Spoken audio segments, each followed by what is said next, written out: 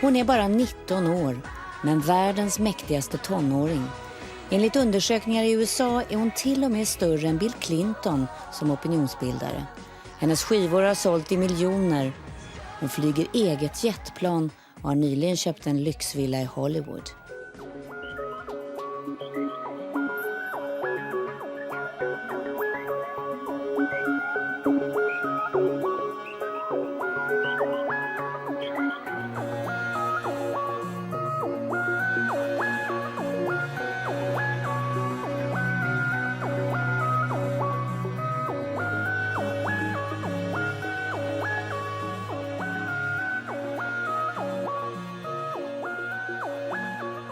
Jag reser till Florida bara 2 veckor efter terrorattacken.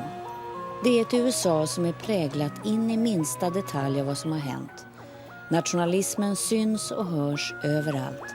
På bilar, husfasader, in i affärer och bland unga människor. Hela nationen är samlad som aldrig tidigare i USAs historia. Idag är de amerikanska symbolerna viktigare än någonsin. Och Britney Spears är en av dem. The American Dream personifierad.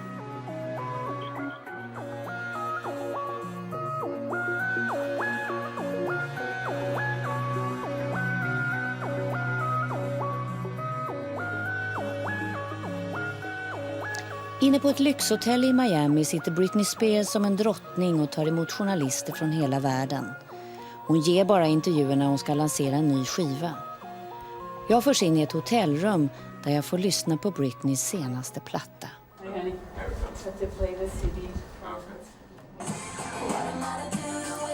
Och innan jag ska gå in undrar hennes manager om jag tänker fråga om Britneys oskuld. För det brukar tyskarna göra, säger han. Och det tycker Britney inte om. Men jag försäkrar honom att han kan vara lugn. Jag har helt andra frågor. Först ber jag Britney berätta om hur hon upplevde terrorattacken den 11 september. I was in Australia. I had just gotten off the plane there, and that's when they told us what had happened. And we didn't realize, how, when they just told us over the plane, over the intercom. I really didn't understand what had happened until we got off and they put us in the VIP room and they showed us the television. I was like, oh my God, Do you remember your reaction? It was like surreal. It's like something that, it was like a movie. It was like watching a movie. It's like stuff that you see in movies and stuff but not stuff that you really think is going to happen to your country or to your people, And so at that moment I was like, I just got to go home. So that was your first feeling, to be with your family and the one you loved. Yeah. You canceled the promotion tour. Well, I just felt that, it was kind of awkward for some reason, sitting there celebrating my album.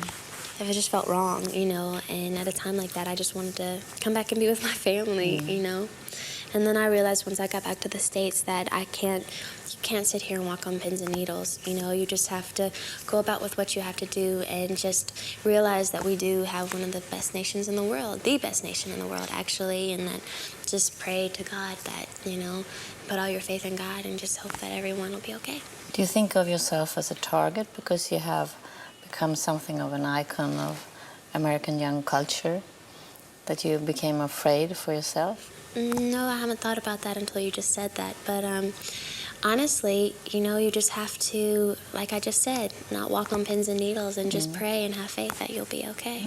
Because a lot of people have become more frightened of flying because of this. I hate flying as it is. I don't like flying at all as it is. I hate flying. So I just, honestly, I try to, when I do fly, most of the time we'll have a private jet or something, and we'll just make sure that, the security goes through everyone, and they make sure they go through the identification of the pilots or whoever's going to be flying us. A lot of American artists came together for a tribute to the heroes of the terror attack. I think that, honestly, God puts you in positions sometimes and to be an influence for others, to see a good light and try to be a positive force out there for people and an inspiration. And at this time, that's what people need.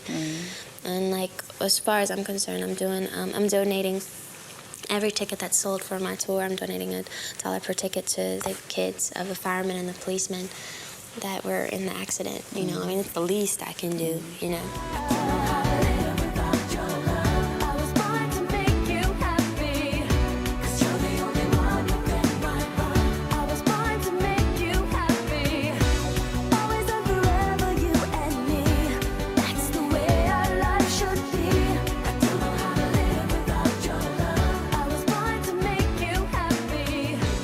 You have always loved to be in the limelight. Do you ever think about why you have that need or what happens with you when your light's on you? Honestly, when I'm on stage, I like that feeling. But when I'm off stage, I'm very shy and I don't like being in the limelight. You know how when you go to parties and stuff and there's people that are life of the party? I'm not like that at all. I sit back and I chill and I listen, but when I do get on stage, something comes over me, and I love it. I love being an entertainer, and I love being a performer. Why do you think you have that? I don't know. Because for so many kids, it's important to be, you know, seen, to be somebody. And probably you are a role model in that sense. Well, honestly, I want people to see me as an inspiration, not a role model, because when I'm on stage, that's my time to shine and do my thing, and you know, and for kids to look at that and go, wow, and you know, it's exhilarating, it's a cool feeling, and it's inspiring, you know. But when I'm off stage, I'm just like everybody else, you know. And then you're touring, and you're in different hotel rooms. Is that the backside of the whole thing, to sometimes be lonely, not being together with your friends or your family? Well, I have the dancers. They're on the road with me. And, honestly, we have a blast. Like, we go into each other's rooms and we'll eat and we'll watch movies. And going on tour is honestly one of the most exciting things about what I do. And making the tour is really, I come from theater. Like, before I did any of this, I was in theater. So whenever I do a show, I like for it to be very theatrical. So that's my passion. So when I get finished in Miami, I go to Los Angeles and I start, you know, putting together my show, my tour. And it's when I'm the happiest. It's a very male-dominant business. Do you feel that you can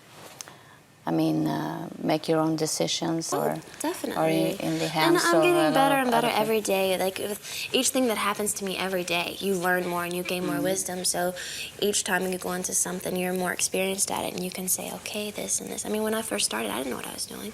You know, I was signed to this huge record label, but coming from 15 years old, coming from Louisiana, I didn't know what I was doing. You know, but every day you learn more and you gain more wisdom from that, and I am in control of what, you know, goes on. I really wanna dance tonight with you. I just can't. I really wanna do what you want me to do. I really wanna dance. Vem är hon egentligen? En produkt av skickliga marknadsförare, män som har format henne som en sexsymbol. Eller är hon en ny Madonna som har full kontroll över sin karriär? I likhet med Madonna har också Britney försökt sig på en filmkarriär.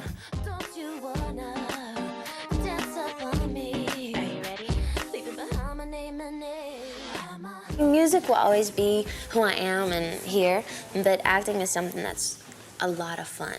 It's a cool outlet, and because I'm not that great at it, you know, I can challenge myself and try to get better. Yeah. Tell me about that scene when they wanted you to cry. It was difficult. Yes, it was kind of difficult. I'm not the type of person that can just cry on the spot. So all day long I had to be kind of sad, you know, and nobody wanted to hang out with me because I was Britney. So finally, you know, and the camera's on you and all these people are waiting for you to cry and you're like, okay, I can't cry, man, you know. So I was sitting there, and all of a sudden, you know, I don't know how I ended up doing it. I guess you just really feel the character and just go there. So, but it was fun. It was a lot of fun. The whole, like, Tamara Davis, the director of the movie, she was amazing. She was a woman, so I just felt like this connection with her, and she made me feel really comfortable. And the cast, there wasn't that many people in the movie. It was like a small cast, and it was like we were like this big family, you know. And then when we left, I was like, no, it was really sad. And what did you feel when you watched yourself in the movie as an actor? I was like, I don't know. It was really weird at first, seeing yourself up there, but then you totally forget that's you and you look at it as a character. And then I would cry for her. Listen, I'm talking to her like she's a different person. But you would, like, I feel sorry for my character at times. And then the times where she's really happy, you're like, yay, you know? It's really, it's bizarre. It is. Sometimes I run, sometimes I hide, sometimes I'm scared of you. All I really want is to hold you. When I listen to you, your life seems to be happy and everything is perfect, no problems, no loneliness, and no fear for the future, what will happen. I mean, I'm you human. Feel very, I'm human. I mean, I have fears just like everybody. You know, I'm not perfect, of course. But I try to, you know, live an optimistic life and try to be the best person that I can be every day and just hope for the best, you know? But for young people who want so desperately maybe to be an artist or like you, is there any backside of it all?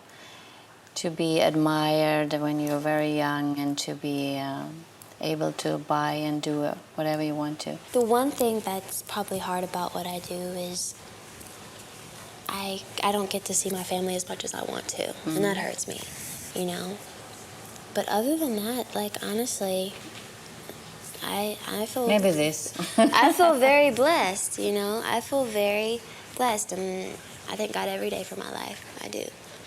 You went to church when you grew up, and you were singing in church during Sundays. Is that important for you? I mean, the background with the... Yeah, I'm a very spiritual person, and I mean, I'm not able to go to church every Sunday, but if there's a church around and I know I can go there, you know, I go. But yeah, definitely, that's something that I was brought up with and something that will always be with me, and I want to grow spiritually every day and become stronger with my spirituality. You know, I think that's a goal that we should all have because it just really makes you in touch with yourself. What about all this criticism about you having such a sexy look and that your fans are about 10 years old? Do you feel responsibility for your fans in that way?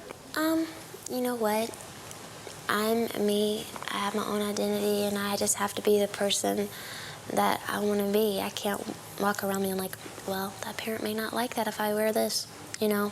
I just got to be myself and do what I feel. And I think it's up to the parents to explain to their kids that when I am on stage, that's my time to perform and be an entertainer, just like when they have recitals at dancing school. They put on their tutus and their little skirts and their tap shoes. No, they don't go to church in that. And they don't go to ball games in that. That's their time to perform and use their imagination and dream.